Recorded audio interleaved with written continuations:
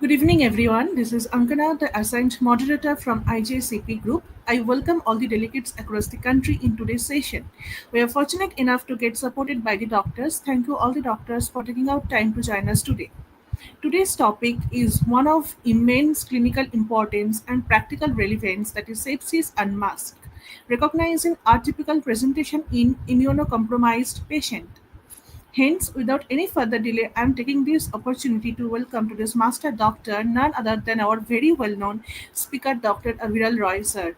Sir is the System Director, Critical Care Services, CarePoint Head at USA. Now, I would like to hand over the session to you, sir. Kindly proceed with your topic. Over to you. Thank you, Angana, and thank you everybody for tuning in. I know it is a Saturday evening for everyone, so I applaud your commitment to continuous learning, and I hope I'm able to share something with you, and that something that applies to your clinical practice.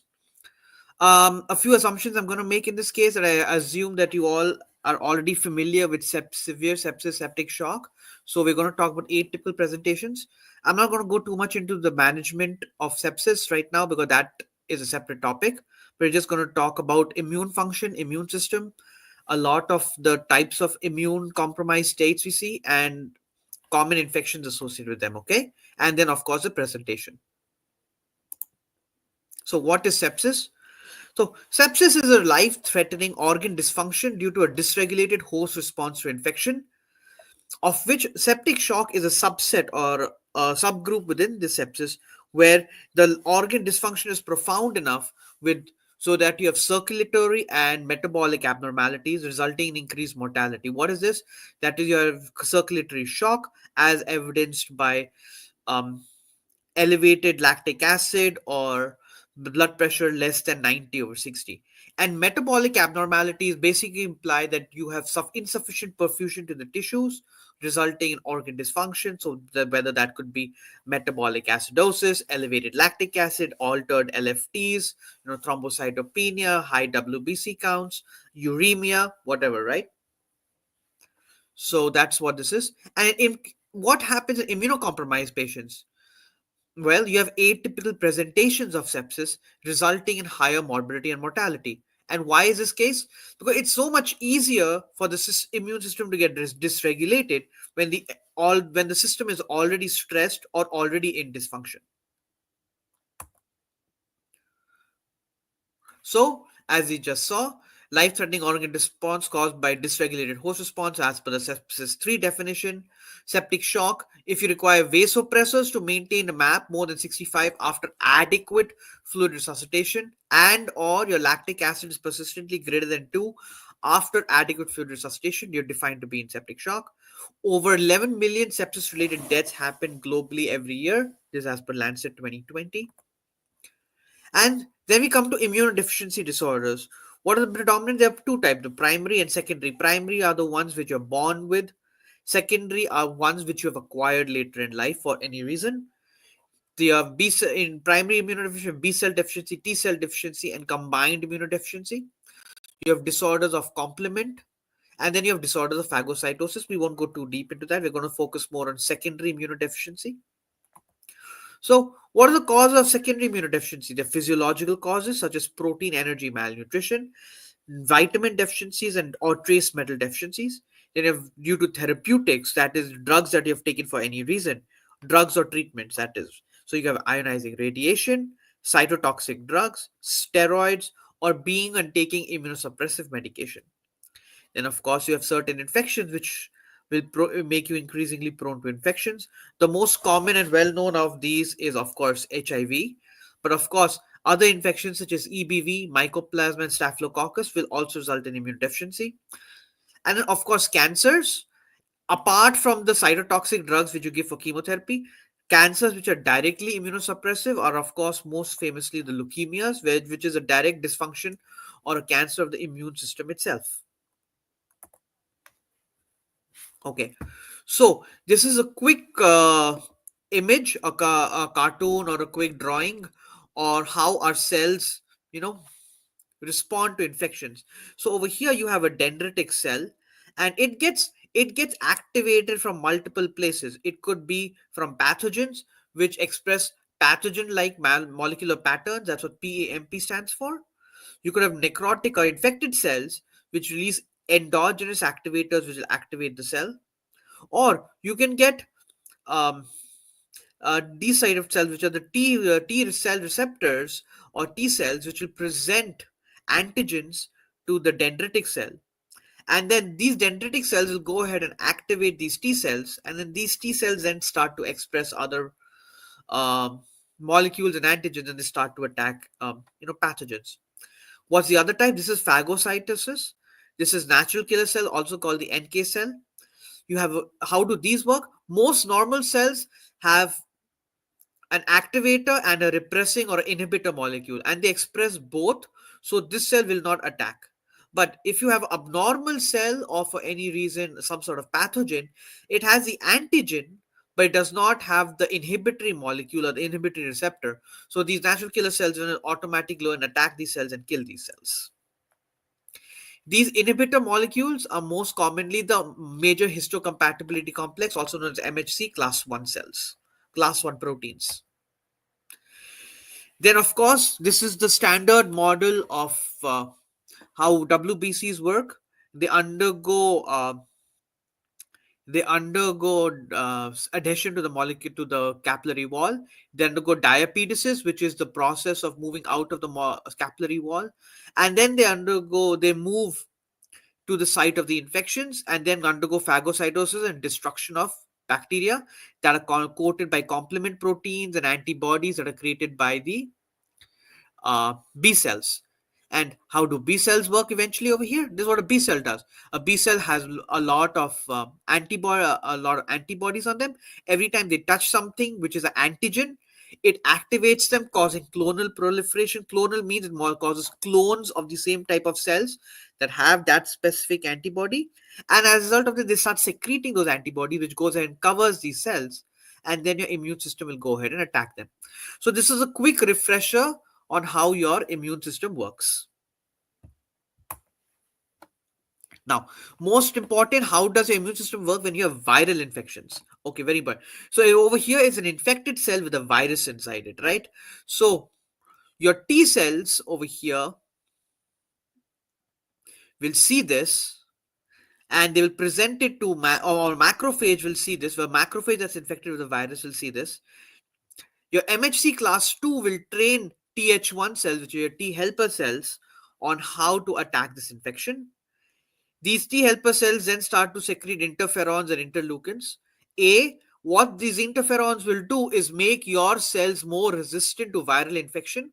These cytokines are also the reason you get fever, chills, when you have a virus illness. And also, these interferons and interleukins and these will activate the T helper cells or T cells to go ahead and start killing virus infected cells.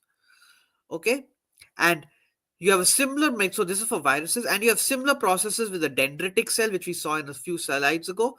They go and activate the Th2 cells, which will then go ahead and activate your B cells.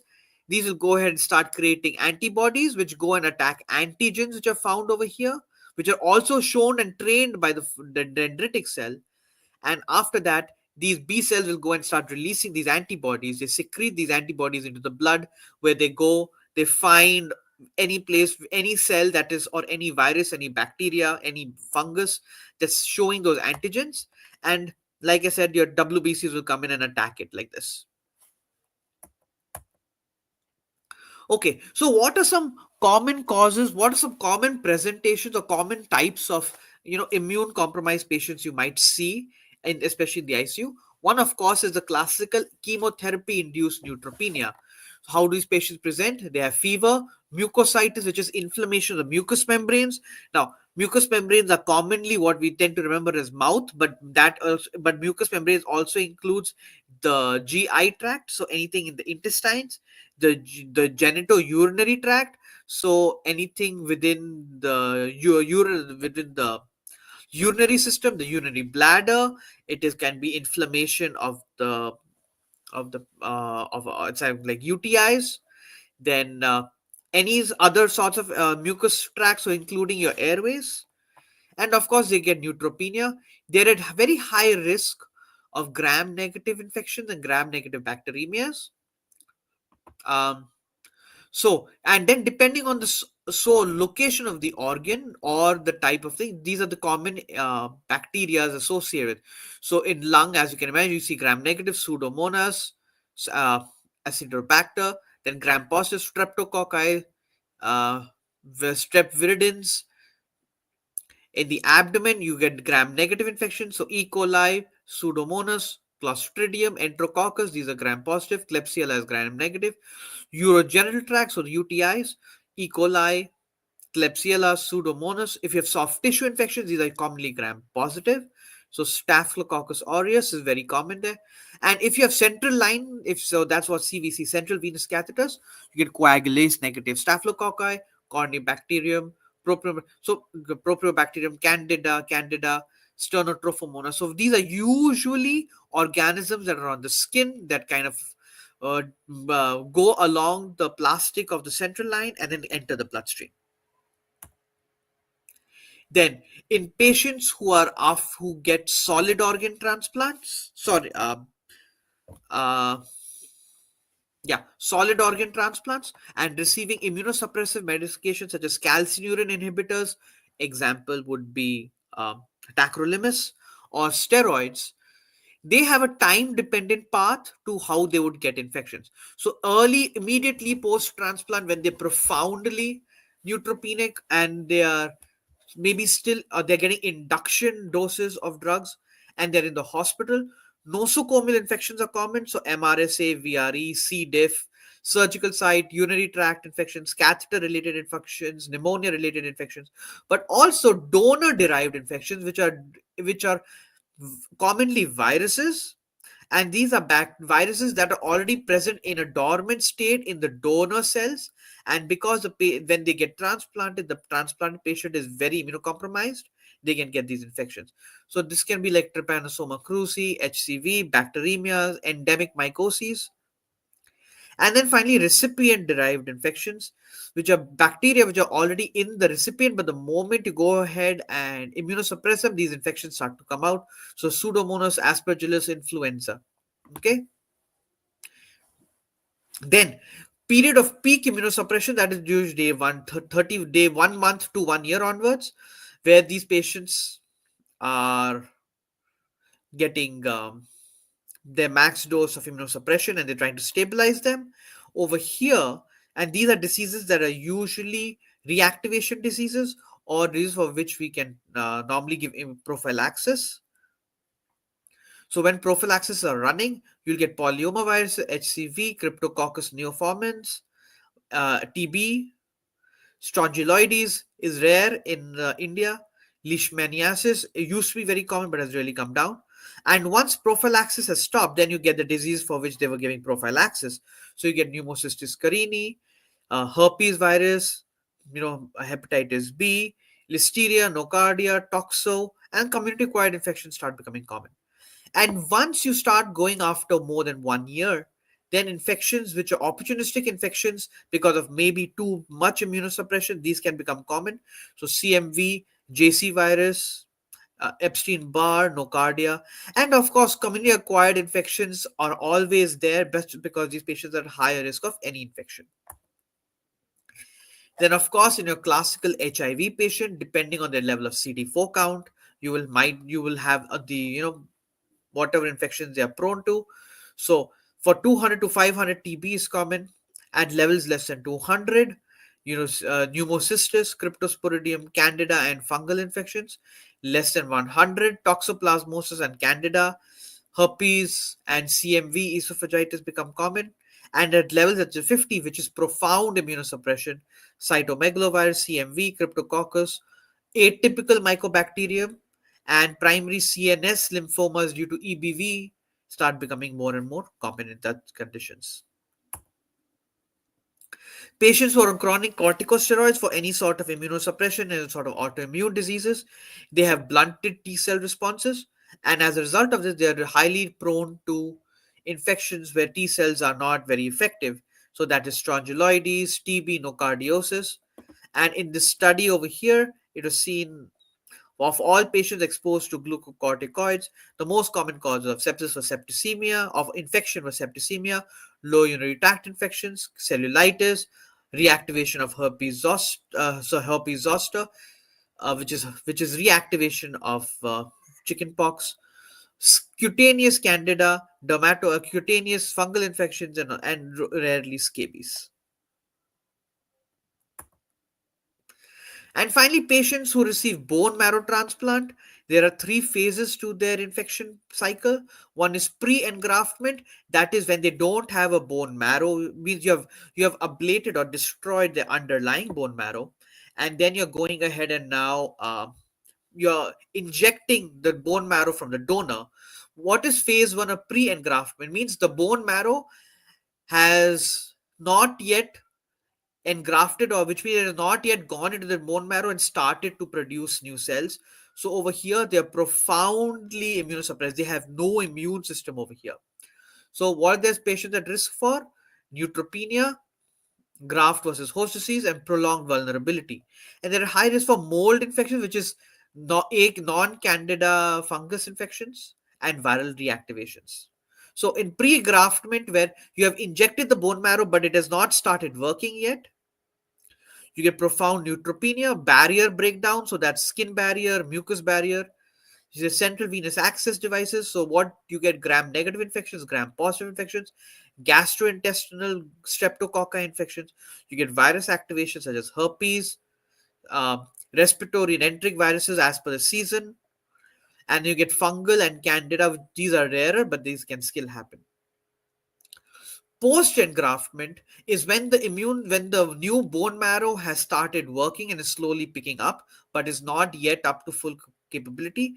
You get impaired cellular and humoral immunity. So natural killer cells are the first to recover, then the CD4 count improves, but however the CD cells have decreased capability. Again, you continue to have gram negative infections, but they seem to be less, and you now may still continue to have herpes simplex virus infections and the occasional seasonal infections. Fungal infections at this point start to become less and less common. However, candida is most common, and along with the occasional aspergillus. And phase three is late phase disease. This is when the bone marrow starts to pick up and starts working. Over here, you start developing this graft versus host. Acute is when the new bone marrow starts attacking the patient itself. Because remember, for the new bone marrow, the patient is an alien, so it starts to attack that. And then chronic is chronic graft versus host. Again, that has to be managed with persistent and prolonged immunosuppression. You have persistent cellular, and so that's T cell and B cell immunity. The slow numbers slowly recover, and they get more and more diversified as they experience more and more pathogens and antigens. However, at this phase, you might start having encapsulated bacterial infections. This is because B cell immunity is slow to recover. You might have varicella zoster, which is basically herpes zoster infection due to prolonged immunosuppression, and you might have PCP, PCJ, and aspergillus infections at this phase. So, what are the presentations of the immunocompromised host and why does this happen? This is because of altered cytokine signaling and decreased pathogen clearance, and you have persistent ongoing inflammation and immune paralysis in these patients.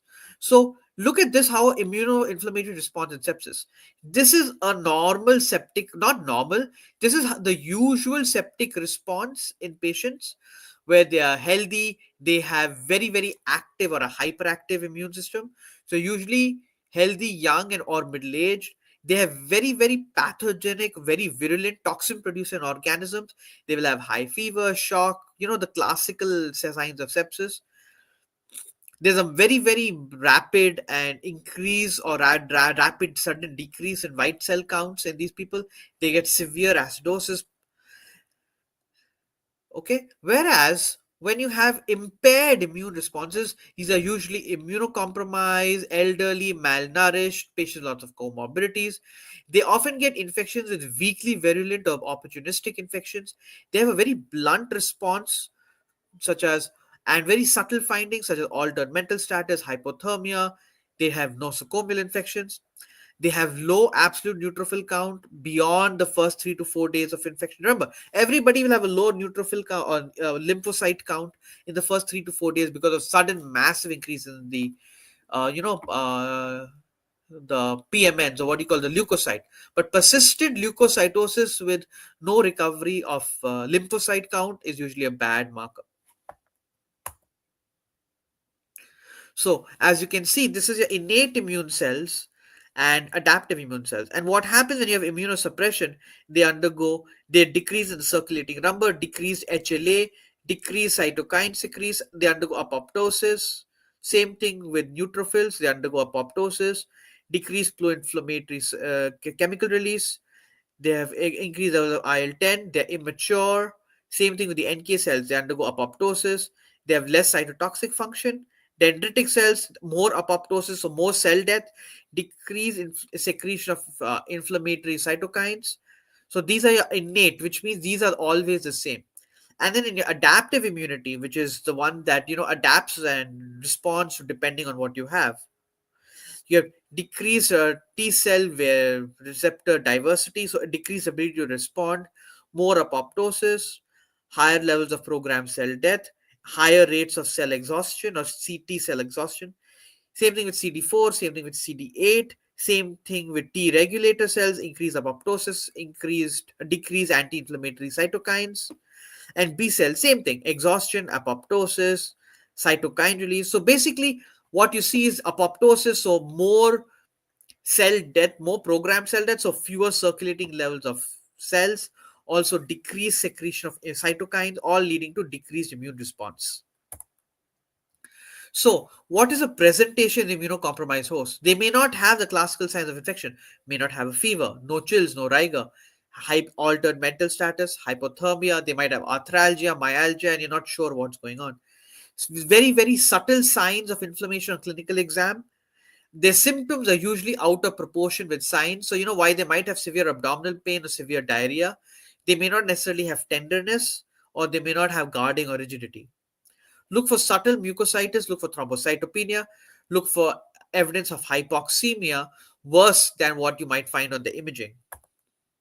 So, what do you want to do? Initial investigations, aggressive investigations, so whole CBC, WBC, KFT, LFT, CRP, procalcitonin, lactic acid, get cultures, get wide imaging with expansive imaging, use molecular antigen testing more than things that use for example ELISA or IgG, IgM, or antibody based testing, just because their immune response may not be ramping up enough to be able to have positive antibody tests, whereas antigen tests, such as you're looking for antigens circulating the blood, those might be better. So galactomannan and beta D glucan if you're thinking of fungal, viral PCR if you're thinking viruses, multiplex bacterial PCRs, for example of the biofire assays, to help do quick genetic analysis of blood or sput or culture samples to identify bacteria. And you want to do localized organ specific testing as appropriate as rapidly as possible. So diagnostic challenges, when you're looking at their blood work, normal WBC counts, the inflammatory markers may not be abnormal, imaging may not show inflammation, or the imaging findings will be out of proportion or out of sync with the symptoms. So, for example, you might have somebody with, say, pulmonary severe hypoxemia, SATs are 50-60%. You look at the chest X-ray and it's not bad, and you're like, what's going on?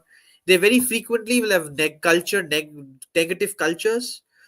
So what you want to do, you want to initiate workup rapidly. You want to do repeat testing, and do not take negative tests as gospel truth. So just because the test was negative, you're not going to say, it's not that. Have high clinical suspicion and use your intuition, use your gut feeling in these cases, and test repeatedly if you think that something's going on. Quick cartoon for depending on the organ, what you want to do. So, of course, if you have lung infections, consider getting mini BAL samples, gram stain, culture, viral PCR, respiratory multiplex PCR, bacterial PCRs, antigen testing, galactomannan testing. If they want to check the blood, Of course, blood cultures, galactomannan, beta T glucan, toxo, antigen for crypto, and in urine, the tests that you can use for to detect lung infections in the urine are urine antigen for Legionella and Streptococcus pneumoniae. If you're suspecting a CNS infection, of course, the gold standard CSF analysis for gram staining, meningitis PCR, cryptococcus antigen, galactomannan, and antibodies to certain viruses. Bl- Check blood, of course, as always, and do a biopsy if you have a localized source. Patient is septic shock, you want to do blood cultures, do PCRs as much as you can, especially multiplex viral and bacterial PCR. Check your urine for cultures. Skin and soft tissue infections, check. And if you have central venous catheters, remove them, do blood cultures from them, and you might have to do catheter tip cultures. And again, very, very similarly, you can do stool analyses for GI infections, blood and biopsies testing. What are the prognostic risk factors in patients with immunocompromised? Of course, age is of course very important. Female gender seems to have a slightly higher predilection for negative outcomes. And of course, if you have risk factor like metastatic cancer, leukemia, those are bad indicators. Solid cell tumors tend to have a better prognosis. Lung infections are usually very, very bad. Blood infections, of course, and urinary tract infections. The common thing to these being very, very common gram negative infections, which have, usually are the ones that are have high complication rates. And of course, presence of coagulopathy, which would implies profound clotting and circulatory abnormalities, or the presence of DICs, that is disseminated intravascular coagulation, which is a poor prognostic indicator. What are some adjuvant options for treatment of sepsis in immunocompromised host? You want to always consider drugs that activate or increase early response cells. So things like GM-CSF, interleukin 7, other interferons, drugs that improve immune function, such as mycobacterium adjuvants, thymosin analogs, PD1 and PDL1 checkpoint inhibitors, which improve immune function. Titration of the immunosuppression, so maybe decrease or hold the dose of your steroids, calcineurin inhibitors, whatever, mycophenolate, mofetil, T cell depleters to the minimum dose, or maybe stop it. Continue highly active antiretroviral therapy as tolerated if the patient has HIV. And of course, as a prevention, you want aggressive adult vaccination strategies prior to starting immunosuppression in these patients, or as soon as possible if once immunosuppression is detected. So these can be the varicella, hepatitis B, pneumococcus, Haemophilus influenzae type B, Neisseria meningitis infection in vaccines, etc. Then consider prophylaxis for your patients who are immunosuppressed. So types of prophylaxis for antibacterial, patients at high risk of febrile neutropenia, you want to consider giving fluoroquinolone prophylaxis. Antifungal prophylaxis, where the profound neutropenia, prolonged neutropenia for a hospitalized patient. This is more applicable to patients who are on chemotherapy and or bone marrow transplant. So if the high risk of profound or persistent neutropenia, you can give an oral triazole or a parenteral echinocandin, so that's fluconazole or micafungin.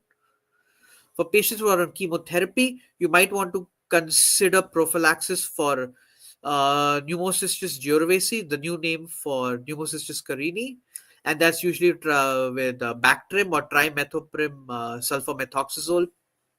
And of course, for antiviral, for patients who are seropositive for HSV, so that's herpes simplex virus, antiviral prophylaxis with acyclovir. If you are high risk or reactivation of hepatitis B infection, you want to give some sort of therapy with a reverse transcription inhibitor such as entecavir or tenofovir. For patients treated with chemotherapy and have home contacts, you want to give them their influenza viruses.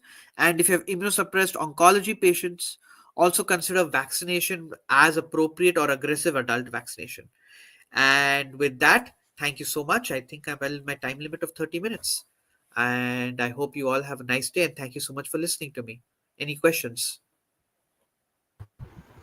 Thank you so much, sir, for this major deliberation. I'm sure our audience got to know so many things from this discussion. Sir, I can see a few questions from our participating doctors. With all your permission, can I put them across? Of course, go ahead. Okay. The first question is: have you used primitive sepsis bundles in immunocompromised oncology or transplant wards? Yes, the simple answer is yes. The treatment of sepsis and septic shock, the initial treatment does not change. So, what is the initial treatment? That is rapid identification of sepsis. Take quick blood cultures, urine cultures, sputum cultures. You want to initiate antibiotics ideally within 1 hour, but definitely within 3 hours of the initial of first detection of suspected infection. And of course, you want to start fluid resuscitation. So you start their fluid bolus within 1 hour, and you want to complete the fluids within the first 3 hours, right? And of course, check their lactic acid and titrate therapy to clearance of lactic acid. So the treatment, the sepsis bundle remains the same. What would probably change is the choice of antibiotics and or the choice of antifungal and or the choice of additional diagnostic methods. But the sepsis bundle does not change. Okay, moving to the next question, that is, what is your preferred empirical antibiotic strategy in neutropenic sepsis? Since this topic was about atypical presentations, I didn't go over that. But the guideline recommended is either a third generation anti-pseudomonal cephalosporin, third or fourth generation anti-pseudomonal cephalosporin, or an extended spectrum anti-pseudomonal penicillin. So that would be something like so anti-pseudomonal cephalosporin will be maybe cefepime, maybe cefoperazone. If you want a penicillin, it's something like piperacillin tazobactam or ticarcillin. Or if it is a anti-pseudomonal carbapenem, then you would probably go ahead and choose something like meropenem or imipenem. And of course, you want gram-positive coverage in these patients, so most likely vancomycin or teicoplanin. Again, you have to decide where your location, where your source of infection is, and accordingly you would want to choose antibiotic that has good penetration into that area. Okay. Next question: how do you balance broad spectrum coverage with concerns about resistance and microbiome injury? um I'm not too concerned for microbiome injury in the initial phase of the infection. I would like to choose a broad spectrum because the risk of for every 45-minute delay in antibiotic choice or antibiotic initiation, your mortality increases 40%. For not 45, every 1 hour delay in antibiotic, you have a 40% increase in mortality. So I would choose to go broad spectrum at the very initiation, because remember, these are immunocompromised patients. Their infection will kill them much faster than they will in the immunocompetent host. So I would choose a broad spectrum antibiotic. I'm not too worried about microbiome preservation. Once that infection is under control, then I could start considering how do I preserve microbiome. So I might go ahead, give them some probiotics later on. But remember, when you're immunocompromised, your microbiome is the usually the organisms that are opportunistically causing infection in you. So your microbiome is actually killing you. Okay.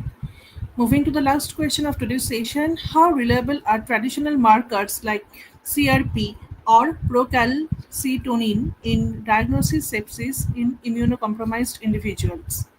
So, like I mentioned in my thing, they are not as reliable, but the good thing is we can trend them, right? So you can trend the response, and if they're going up despite you giving antibiotic therapy, then you can be like, okay, maybe this patient is not responding. So the trend is more relevant than the actual level. Thank you so much, sir, for answering all the questions and for your expert opinion that you have shared.